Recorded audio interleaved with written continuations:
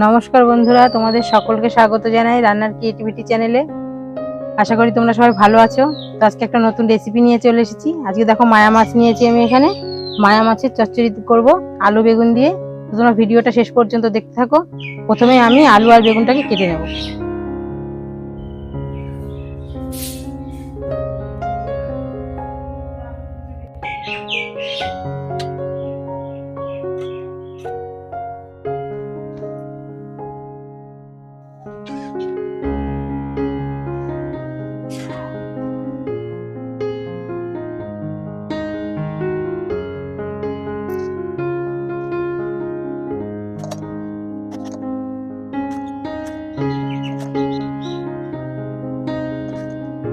দেখো বেগুনগুলোকে এরকম সরু সরু করে কেটে নেব।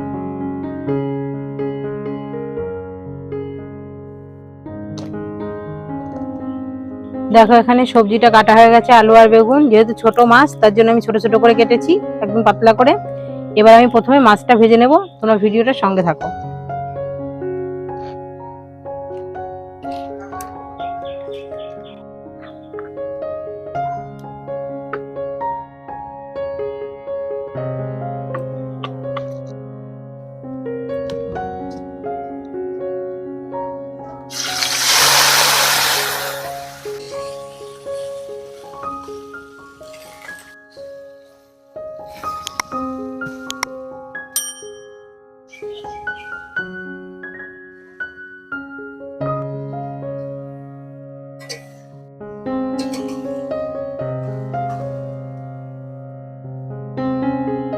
মাছটাকে আমি একদম হালকা করে নেড়ে চেড়ে দু পিটি ভেজে নেব।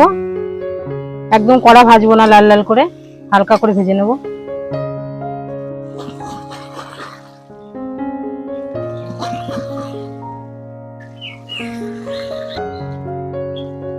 দেখো মাছটা আমার হালকা ভাজা হয়ে গেছে, আর মাছটা আমি তুলে নেব।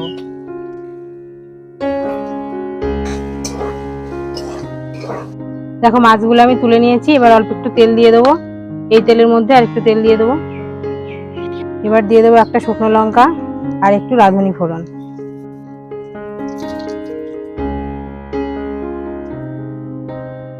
এবার দিয়ে দেবো কেটে রাখা আলু।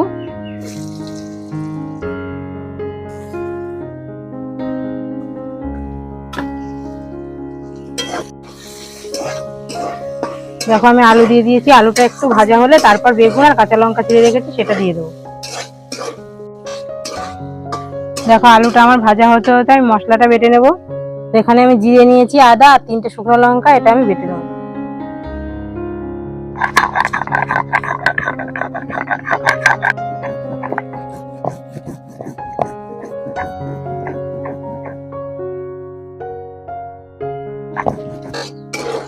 দেখো আলুটা আমার হালকা ভাজা হয়ে গেছে। এবার কেটে রাখা বেগুন আর কাঁচা লঙ্কা চিড়ে রেখেছি এটা আমি দিয়ে দেবো।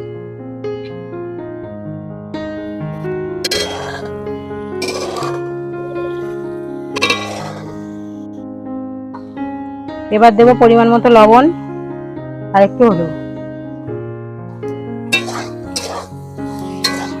এবার আরেকটু নেড়ে চেড়ে ভেজে নেব।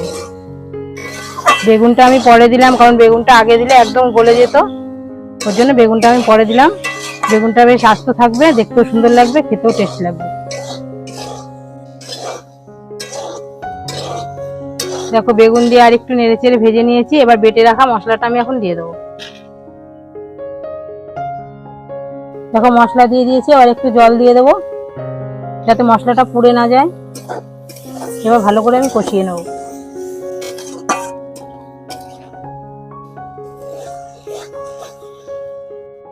দেখো মশলাটা আমার কষানো হয়ে গেছে। এবার আমি একটু জল দিয়ে দেবো।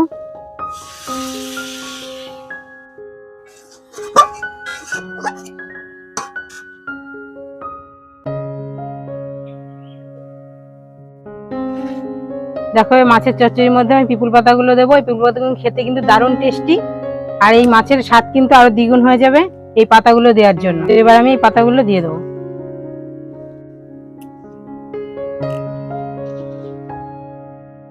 এই পাতাগুলো কিন্তু অল্প পরিমাণ দিতে হবে, বেশি দিলে কিন্তু একটু তিতো লাগতে পারে, এই জন্য আমি একদম অল্প দিয়ে দিয়েছি।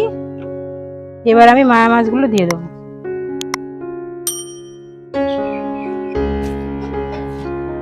এবার আমি চচ্চড়িটাকে 2 মিনিট মতো ঢাকা দেবো, তাহলে চচ্চড়িটা হয়ে যাবে।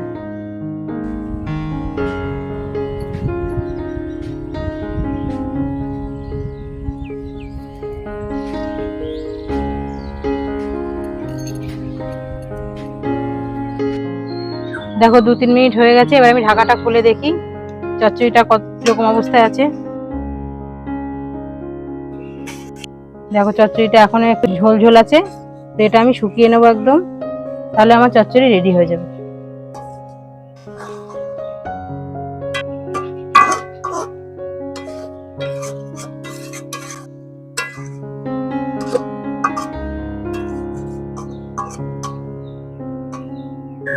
দেখো আমার চচ্চড়িটা একদম ঝোল শুকিয়ে গেছে, এবার আমি নামিয়ে নেব।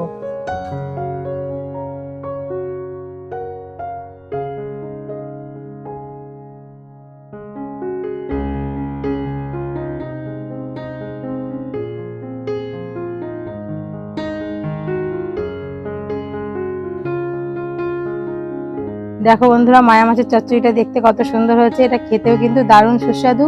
আর রাঁধুনি সম্বর আর পিপুল পাতা দেওয়ার জন্য কিন্তু এর স্বাদ কিন্তু দ্বিগুণ হয়ে যায়। তো তোমরাও এই পদ্ধতিতে এইভাবে পিপুল পাতা দিয়ে চচ্চড়ি করে দেখো, তোমাদেরও ভালো লাগবে। আর একবার খেলে তোমাদের বারবার খেতে মন চাইবে। তো আমার ভিডিও যদি ভালো লাগে অবশ্যই চ্যানেলটিকে সাবস্ক্রাইব করে রেখো, এরকম আরো নতুন নতুন ভিডিও পাওয়ার জন্য। তো তোমরা সবাই ভালো থেকো বন্ধুরা, দেখা হচ্ছে পরবর্তী ভিডিওতে।